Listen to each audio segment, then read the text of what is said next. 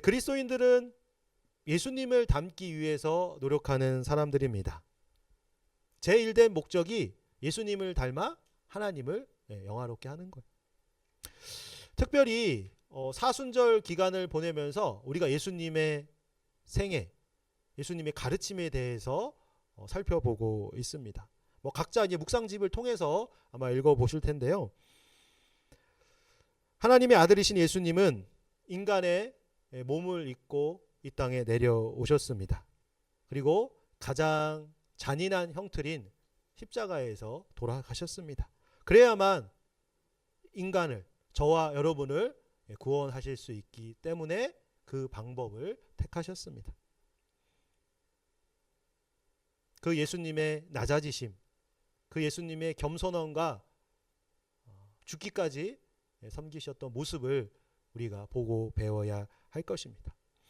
올해는 큐티 본문에 맞춰서 주일 설교를 하고 있는데 이 누가복음이 지금 순서예요. 사순절 기간에 잘 맞는 것 같습니다. 지난 주일 설교 제목이 뭐였나요? 기억나실까요? 네, 신앙과 삶이 일치하는 성도에 대해서 우리 누가복음의 말씀으로 살펴보았고요. 한국교회가 많은 비난을 받고 있는 상황입니다. 이런 때 교회 다니기 쉽지 않아요. 그런데 예수님을 믿겠다고 다른 어떤 이유가 있을 수도 있겠지만 예수님을 알기 위해서 이 예배의 자리에 새롭게 나오는 사람들이 있음에 감사할 따름입니다. 세상이 교회를 비난합니다. 교회를 걱정하고 있어요. 그 이유는 뭔가요? 신앙과 삶이 일치하지 않기 때문에 그렇습니다. 말씀대로 살지 않기 때문에, 믿음대로 살지 않아서 세상 사람들과 똑같이 사는 그 모습 때문에 오히려 세상의 걱정거리가 되고 있습니다. 단지 주일에 나오는 거, 교회 나오는 거, 또 성경에서 그 많은 몇 가지를 하지 않고 있다고 해서 우리가 온전한 신앙생활을 하고 있다고 이야기할 수는 없을 것입니다. 예수님이 기뻐하시는 모습으로 변화되고 있는지, 그래서 내가 속한 자리에서 빛과 소금으로 살아가고 있는지를 우리가 되돌아봐야 합니다. 사랑하는 성도 여러분, 이 시간 말씀을 통해서 우리의 정체성은 무엇인지, 또 오늘 하루를 어떻게 살아가야 주님께서 기뻐하시는 인생이 될지를 한번 살펴보도록 하겠습니다. 22절, 23절 말씀인데요. 저희가 같이 한번 읽겠습니다. 22절 시작. 또 제자들에게 이르시되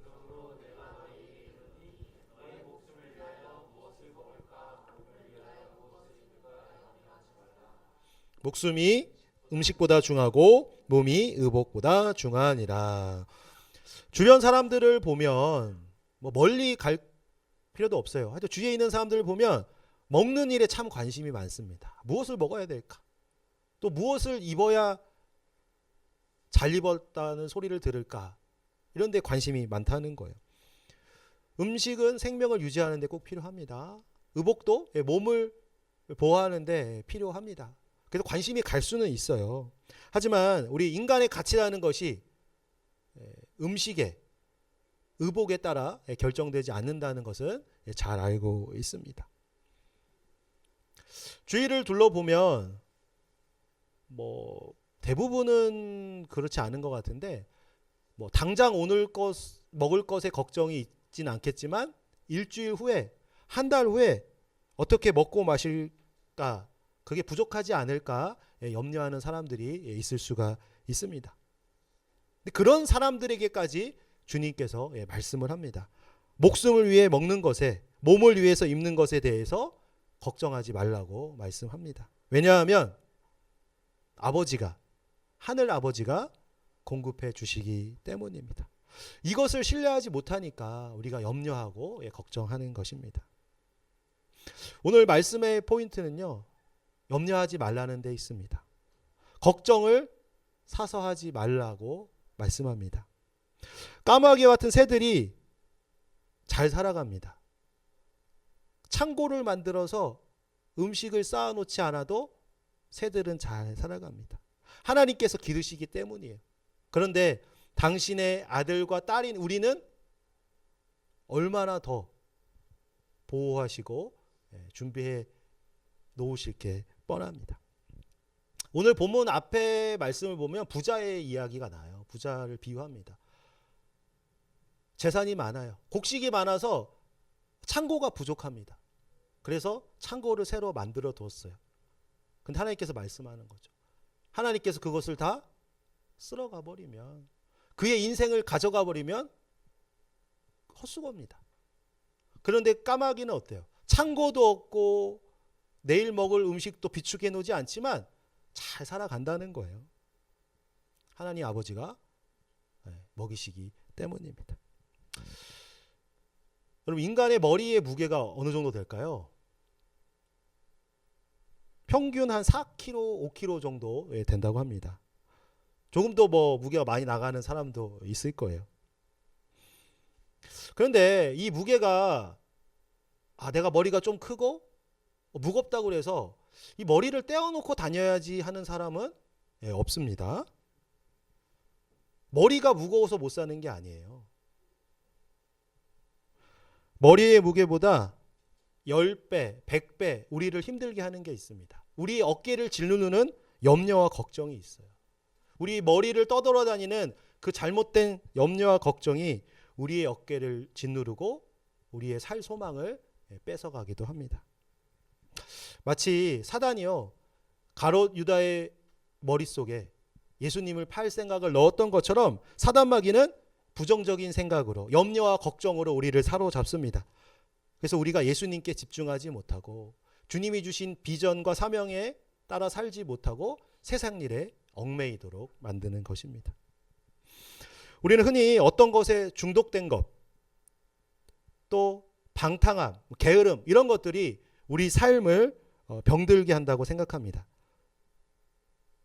그런데 예수님께서는요, 염려가 우리에게 해로운 것이라는 것을 오늘 말씀을 통해서 가르쳐 주십니다. 씨 뿌리는 비유가 있습니다. 여러분 들어보셨죠?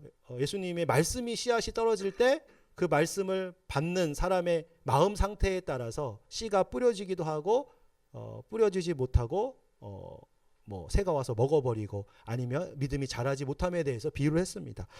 이 말씀을 하셨어요. 말씀이 가시떨기에 뿌려졌다는 것은 말씀을 들으나 세상의 염려와 재물의 유혹에 말씀이 막혀 결실하지 못하는 자요. 그러니까 예수님의 말씀이 떨어져도, 말씀이 들어와도 염려하고 걱정하는 것 때문에 막는 거예요. 믿음이 자라는 것을, 믿음이 역사하는 것을 막습니다. 이 가시떨기는 염려를 얘기하는 거예요. 세상의 염려로 믿음이 자라는 게 막힌다는 것입니다. 그래서 염려를 극복하는 게 중요해요. 25절 보면요, 또 너희 중에 누가 염려함으로 그 키를 한 자라도 더할 수 있느냐라고 말씀합니다. 여러분, 우리가 염려하고 걱정한다고 키가 크나요? 물론 성장기 청소년들은 이제 키 크기 위해서 키 크는 데 도움되는 음식도 먹고 운동도 하면 크겠지만, 이제 성인들은 염려한다고 키가 자랄 수가 없습니다. 걱정한다고 되는 일이 아니라는 거죠. 이 키라고 번역된 이 헬라어 단어가요, 헤리키아라는 단어입니다. 헤리키아. 이 헤리키아라는 단어는요, 신체의 키도 의미하지만 수명을 의미합니다. 생명의 길이인 수명. 그래서 이거 세 번역에는 이렇게 나와 있어요. 염려함으로 목숨을 1시간인들 더 늘릴 수 있느냐. 여러분, 우리가 염려하고 걱정한다고 수명이 늘어나지 않아요. 오히려 걱정할수록 수명이 더 단축되는 거죠. 오래 살아야 되겠다, 건강해졌으면 좋겠다, 염려하고 걱정하면 오히려 더 건강에 해롭습니다. 모두가요, 그 염려가 해롭다는 것을 잘 알고 있습니다. 걱정하지 않으면 정신건강에도 좋고 또 삶에도 감사와 기쁨이 생겨난다는 걸 알고 있지만 우리 생각대로 잘 되지 않아요. 그래서 이제 염려하지 마라, 걱정하지 마라, 주님께 맡겨라 하면 어떤 생각이 드나요? 누가 그걸 몰라요? 저도 압니다. 염려하지 않고 싶고 걱정하고 싶지 않지만 자꾸 생기는 걸 어떻게 해요? 라고 반문할 수 있습니다. 우리 정원에 잔디를 기릅니다. 잡초를 기르고 싶어하는 사람은 없을 거예요. 잡초가 나면 잡초를 다 뽑아야 되죠. 왜냐하면 그 잡초가 정원을 망치기 때문입니다. 그래서 정원 기르는 사람은 잡초를 기르고 싶지 않지만 잘하는 거예요. 저절로. 근데 잡초를 뽑아야죠. 걱정과 염려도 그렇습니다. 내가 키우고 싶어서 키우는 것이 아니라 저절로 생기는 거예요. 어쩌면 사단마귀가 우리 마음 가운데 감사를 뺏어가기 위해서, 기쁨을 뺏어가기 위해서 심어주는 것이기도 합니다. 이 저절로 자라는 염려의 싹이 보이면요, 뽑아야 돼요. 그것을 끊어내야 됩니다. 더 이상 자라지 않게 막아야 돼요. 그냥 내버려 두면 예수님을 닮아감으로 인해서 자라나는 성령의 열매들, 아름다운 성품들을 그 염려가 자라지 못하게 막기 때문에 그렇습니다. 사랑하는 성도 여러분, 뭐 말처럼 쉽지는 않아요. 생각처럼 쉽지는 않지만 염려를 극복하기 위해서 우리가 어떻게 해야 될까요? 하늘 아버지께서 우리를 돌봐주신다는 그 믿음을 가져야 됩니다. 학생이 공부를 할 때, 직장인이 직장에 일을 할 때, 또 사람들을 만나면 관계를 맺을 때 하나님께서 나를 지켜주시고 보호해주시고 선한 길로 인도해 주시는 이 믿음을 가져야지만 염려와 걱정이 사라질 수가 있는 거죠. 그래서 앞에서 까마귀를 예로 들었다는 거예요. 까마귀는 창고도 없고 곡식 모을 것도 없지만 잘 살아갑니다. 또 예를 드셨어요. 들의 백합화입니다. 27절입니다. 백합화를 생각하여 보라. 실도 만들지 않고 짜지도 아니하느니라. 그러나 내가 너희에게 말하노니 솔로몬의 모든 영광으로도 입은 것이 이 꽃 하나만큼 훌륭하지 못하였느니라. 28절은 같이 읽어볼까요? 28절입니다. 오늘 있다가 내일 아궁이에 던져지는 들풀도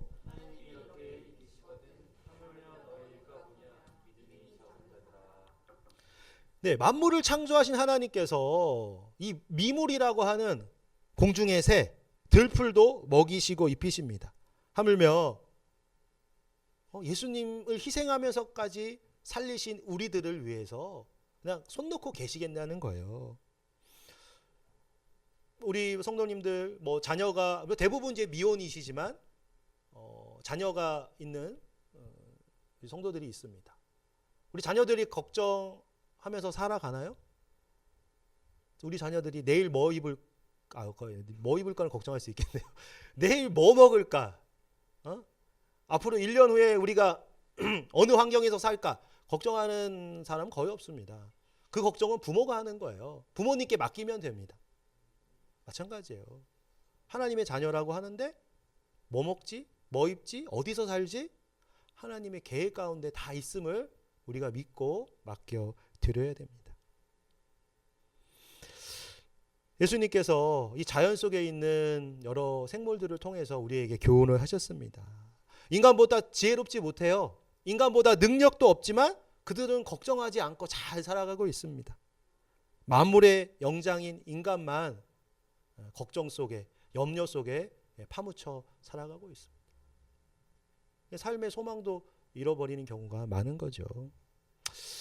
제가 주중에 단톡방에 여러분 영상을 하나 올려드렸어요. 보셨죠?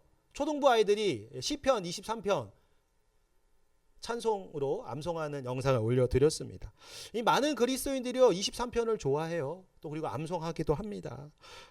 여호와는요 나의 목자십니다. 그래서 나를 푸른 초장으로 쉴만한 물가로 인도해 주십니다. 또 우리가 영혼이 살 소망이 없을 때, 침체에 빠졌을 때 우리에게 소망을 주십니다. 사망의 음침한 골짜기로 지나다닐 때, 그 악의 무리가 우리를 위협할 때 주님이 함께 하시며 우리를 보호해 주신다고 노래합니다. 이런 하나님이 함께 하니까 어때요? 기가 막힐 웅덩이에 빠져도, 폭풍우가 몰아쳐도, 방향을 잃어도 어떤 상황에서든지 주님 손 붙들면 그 위기에서 벗어날 수가 있습니다. 이 다윗의 이런 고백이 우리 성도님들의 고백과 체험이 되시길 간절히 소망합니다. 그러려면 어려움에 빠져봐야 돼. 그렇죠? 하나님께서 나를 어떻게 인도하시느냐, 어떻게 소생시키느냐를 경험하려면 사망의 음침한 골짜기, 기가 막힐 이 웅덩이에 빠져보는 경험이 있어야 우리가 주님의 그 은혜를 깨달을 수가 있는 거겠죠. 모든 것이 합력하여 선을 이루시는 하나님, 우리의 머리카락까지 세시는 그 분이 바로 우리의 아버지 되십니다. 그것을 우리가 꼭 기억하고 믿음의 길을 걸어가야 할 것입니다.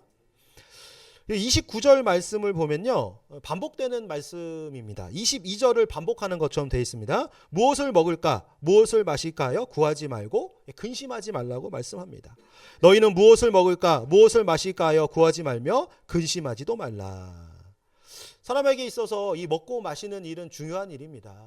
여기에 이거를 목적으로 사는 분도 많죠. 또 이걸 즐거움을 찾는 분도 많습니다. 중요한 일이에요. 하지만 세상 사람들처럼 오로지 먹고 마시는 일에만 집중한다면, 거기에만 내 모든 것을 건다면 그리스도인의 삶의 방향과는 다를 것입니다. 우리 교회의 비전이 뭔가요? 우리 교회 처음 온 얼마 안 된 중학생들은 잘 모를 테니까 여기 한번 보시겠어요? 앞에 있는 현수막 한번 같이 한번 읽어보겠습니다. 우리 중학생, 특히 남자 우리 중학생들 크게 한번 읽어봅시다. 시작. 예수 그리스도를 닮아 온전케 되고 삶의 현장에서 하나님 나라 복음으로. 네, 우리가 이 교회에서 신앙생활하면서 예수님의 성품을 닮아가면, 예수님을 닮으면 그 이후에 우리가 보내지는 그 모든 곳에서 하나님의 말씀이 이루어질 겁니다. 하나님의 통치가 이루어질 거예요. 그게 바로 하나님 나라 복음이 세워지는 것입니다. 우리에게 먹고 마시는 일이 중요하긴 하지만 그것은 우리 인생의 목적이 아닙니다. 수단이죠. 먹고 마시는 건 내가 하나님의 백성으로, 그리스도인으로 살아가기 위한 수단입니다. 무엇보다 우리에게 필요한 것들은 아버지가 자녀에게 필요한 것을 채워주시는 것처럼 하나님께로부터 온다는 사실을 잊지 말아야 할 것입니다. 그리고요, 그것들이 불안정하게 주어지는 것이 아니에요. 어느 때는 주고 어느 때는 안 주는 것이 아니라 우리가 필요한 만큼 때에 맞게 부족하지 않게 하나님이 공급하심을 신뢰해야 합니다. 이러한 믿음을 기본으로, 바탕으로 살아갈 때 염려와 불안이 사라질 수가 있습니다. 염려와 불안 어떻게 사라진다고요? 모든 것을 아시는 하나님께서 제때에 필요한 만큼 공급해 주신다는 것을 기억해야 됩니다. 우리 학생들, 우리 중학생들, 여러분들의 관심사는 뭔가요? 뭐 이성 친구한테 인기 있는 거? 뭐 그것도 좋죠. 하지만 대부분은 학생이니까 공부를 잘해서 원하는 학교에, 대학에 갔으면 좋겠다. 이게 꿈일 거예요. 이게 목표일 겁니다. 근데 여러분, 내가 원하는 대학에 못 갔다고 인생이 뭐 엉망진창이 될까요? 그렇지 않다는 걸 여기에 계신 우리 청년, 장년 성도들이 증명하고 있습니다. 좋은 성적 받고 내가 원하는 학교에 가면 좋지만 그렇지 않아도 내 인생의 길은 하나님께서 계획하시는 거예요. 내가 앞으로 어떤 일을 하며 먹고 살며 하나님을 영화롭게 할지는 하나님이 계획하세요. 지금 조금 부족해도 내가 생각했을 때 내가 원하는 일을 못할 것 같은 염려가 생겨도 그 염려를 하나님께 맡기시고 하나님이 필요한 것으로 나를 보내시고 채워주신다는 것을, 사용하신다는 것을 꼭 기억해야 할 것입니다. 그래야 우리가 염려와 불안을 떨쳐버릴 수가 있어요. 31절 말씀인데요. 같이 한번 읽겠습니다. 31절 시작. 다만 너희는 그의 나라를 구하라. 그리하면 이런 것들을 너희에게 더하시리라. 이 원래는 이제 마태복음 6장 33절로 우리가 주로 이제 암송하고 있죠. 그런즉 너희는 먼저 그의 나라와 그의 의를 구하라. 그리하면 이 모든 것을 너희에게 더하시리라. 이 말씀을 붙들고 살아가는 이 그리스도인들이 많습니다. 그렇죠? 이거 비전으로, 사명으로 삼는데, 앞에서는 뭘 쭉 얘기하셨죠? 먹을 거, 입을 것을 위해 구하지 말라 이렇게 말씀하셨는데, 이제는 구하라고 말씀하는 거예요. 근데 다르죠. 구하지 말아야 할 것은 세상 사람들이 쫓는 것이고, 구해야 할 것은 뭐예요? 하나님 나라입니다. 그의 나라, 그의 의. 하나님 나라는 말씀드렸듯이 하나님이 통치하시는 곳이 하나님 나라예요. 하나님의 주권이 미치는 곳이 하나님 나라입니다. 그래서 예수님께서는 우리에게 우선순위를 말씀하시는 거예요.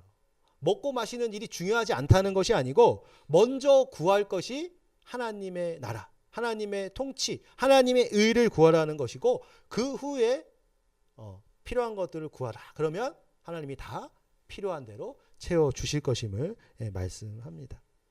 음식보다 더 중요한 거, 옷보다 더 중요한 게 하나님의 나라입니다. 그리하면 이런 것들을 너희에게 더하시리라. 여러분, 출애굽한 백성들, 이스라엘 백성들, 그들에게 정말 중요한 것은 먹는 거였어요. 먹을 것이 있는, 잠잘 곳이 있는 애굽을 떠나서 광야로 나오면서 그들에게는 당장 오늘 내일 먹을 것이 중요했습니다. 입을 옷이 중요했어요. 잠잘 곳이 필요했습니다. 근데 하나님께서 어떤 말씀을 주셨나요? 신명기 8장 3절 보면 사람이 떡으로만 사는 것이 아니요 여호와 입에서 나오는 모든 말씀으로 사는 줄을 내가 알게 하려 하심이니라. 떡이 필요합니다. 밥이 필요해요. 옷이 필요해요. 잠잘 곳이 필요해요. 근데 그 떡보다 중요한 게 하나님의 말씀이라고 하셨어요. 육의 양식이 아니고 영의 양식, 즉 생명의 양식으로 이스라엘 백성들이 살아가야 됨을 말씀하셨습니다. 근데 먹을 걸 안 주셨나요? 말씀이 중요하다고 하시면서 안 주신 게 아니에요. 만나와 메추라기를 주시고 또 옷이 해지지 않도록 해주시고 밤에는 불기둥으로 낮에는 구름기둥으로 그들이 다 살 수 있도록 도와주셨다는 거예요. 영의 양식, 생명의 양식인 하나님의 말씀을 먹으라. 그러면 나머지는 하나님께서 다 채워주시겠다고 하셨고 그것을 이스라엘 백성들을 통해서 보여주셨습니다. 이 말씀이요, 요한복음 1장에 보면 예수님이라고 합니다. 우리 한번 찾아볼까요? 요한복음 1장 14절. 우리 신약성경 요한복음 말씀 한번 찾아보겠습니다.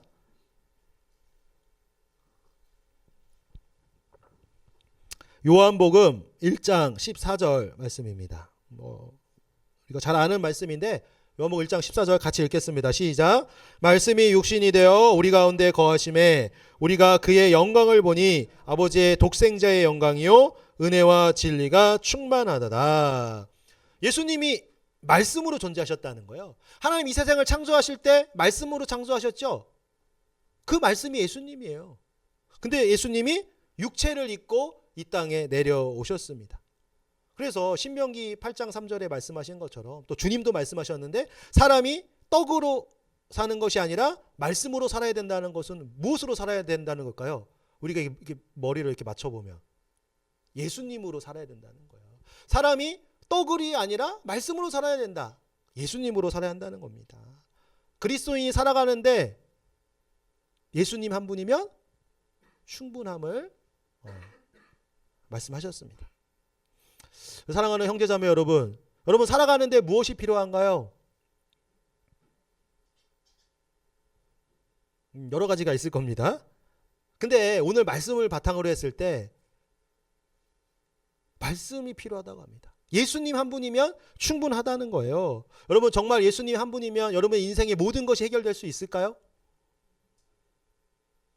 우리 아멘 하신 분에게만 은혜가 임하는 것이 아니라 우리 모든 성도에게 은혜가 임할 겁니다. 여러분, 우리는 예수님 한 분으로 충분한 인생이에요.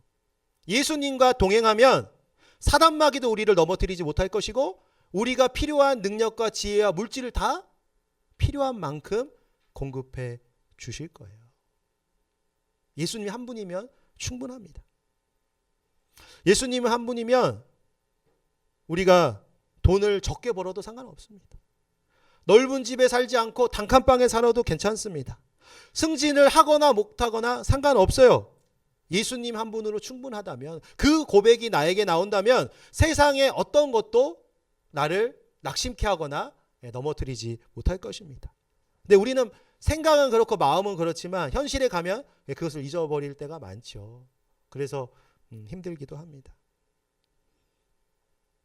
그래서 부자가 되고 싶고 또 높은 자리에 앉고 싶고 남들이 갖지 못한 것을 갖고자 하는 거죠.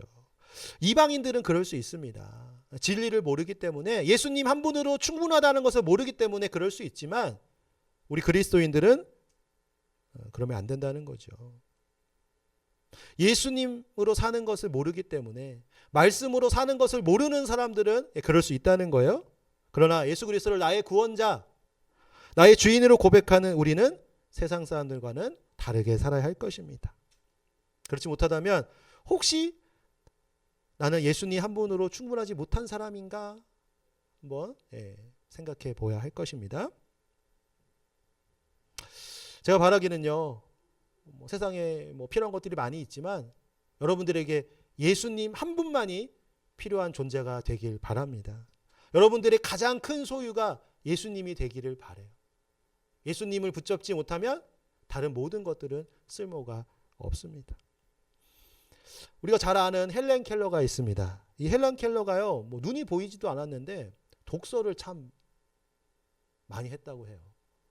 우리는 멀쩡한 눈으로 책 대신 모바일을, 핸드폰을 많이 보고 있는데 얼마나 책을 많이 읽었든지, 점자책이잖아요. 많이 읽었든지 손에 지문이 다 달 정도로 점자책을 읽었다고 합니다. 운동선수들 보면 손 많이 쓰시는 분들 지문 없거든요. 그런 것 같이 됐다는 거예요. 여러분, 책을 읽는 것이 중요합니다. 그래서 저도 성도들에게 책을 읽으라고 권유하기도 하고 선물도 합니다. 독서 토론도 하죠. 북토크도 하는데 하도 참여자가 없어가지고 한 1년째 쉬고 있었는데 다시 해야 되겠다는 생각을 또 주셨어요. 여러분, 교회 노비에 책이 많습니다. 필요하시면 빌려가서 읽으시면 좋을 것 같아요. 3년 내내, 우리가 여기 들어온 지 3년 됐잖아요. 3년 내내 그 자리 그대로의 책이 대부분 꽂혀 있더라고요, 여러분. 제가 봐요. 뭐가 책이 좀 위치가 바뀌었나, 사라졌나? 계속 그대로. 여러분, 책을 좀 가져가서 보시면 좋겠습니다. 눈이 보이지 않았던 헬렌 켈러가 이런 말을 했어요. 나에게 잃어버린 세계를 되찾게 한 것은 책의 힘입니다. 그 중에서도 내가 가장 애독하는 것은 성경입니다. 성경을 그렇게 읽고 또 읽었다는 거예요. 우리 주위에 수많은 책이 있습니다. 나쁜 책 아니고 웬만한 책은 여러 번 읽으면 도움이 돼요. 인생 사는데. 그런데 참된 책, 진리를 담고 있는 책은 오직 성경입니다. 그 속에서 우리가 새 생명을 얻을 수 있고 인생에 나아갈 길을 발견할 수가 있습니다. 사랑하는 성도님들에게 말씀이 가장 큰 재산이 되길 바랍니다. 다시 말하면 예수님이 가장 큰 재산이 되기를 소망합니다. 그래서 날마다 그 말씀을 먹고 마시고 예수님의 힘으로 살아가시길 바랍니다. 그럴 때 우리가 예수님 한 분으로 충분한 인생임을 세상 사람들에게 보여줄 수가 있을 것입니다. 이제 말씀을 정리하겠습니다. 여러분, 예수님보다 더 중요한 것이 있으신가요? 그렇죠. 예수님이 가장 중요하죠. 그런데 나에게 모든 것을 주신 예수님께서, 죽기까지 나를 사랑하신 예수님께서 지금 내 눈앞에 나타나셔서 내가 가장 애지중지하는 것과 바꾸자고 한다면 여러분 어떻게 하시겠어요? 예수님이 가장 중요합니다. 예수님으로 충분합니다. 고백은 했지만 지금 내가 애지중지하는 그것과 바꾸자고 한다면 그게 자녀일 수도 있죠. 그게 물질일 수도 있고 그 내 어떠한 명예일 수도 있는데 쉽게 바꾸기 어려울 것입니다. 예수님께서 사람이 떡으로만 살 것이 아니라고 말씀하셨습니다. 세상의 것은요, 채워지면 또 새로운 것을 채우고자 하는 욕망을 줍니다. 그러니까 채우면 채울수록 뭔가 더 바뀌어야 되는 거예요. 끝이 없습니다. 밑 빠진 독에 물을 붓는 것과 같아요. 오직 한 분, 생명수이신 예수님이 그 갈증을 채울 수가 있습니다. 우리 사랑하는 성도님들이 생명의 떡이신 예수님, 말씀이신 예수님이면 충분하다는 그 고백을 하시고 염려와 걱정의 삶이 아니라 감사와 기쁨의 삶을 살아가시길 예수님의 이름으로 축복합니다.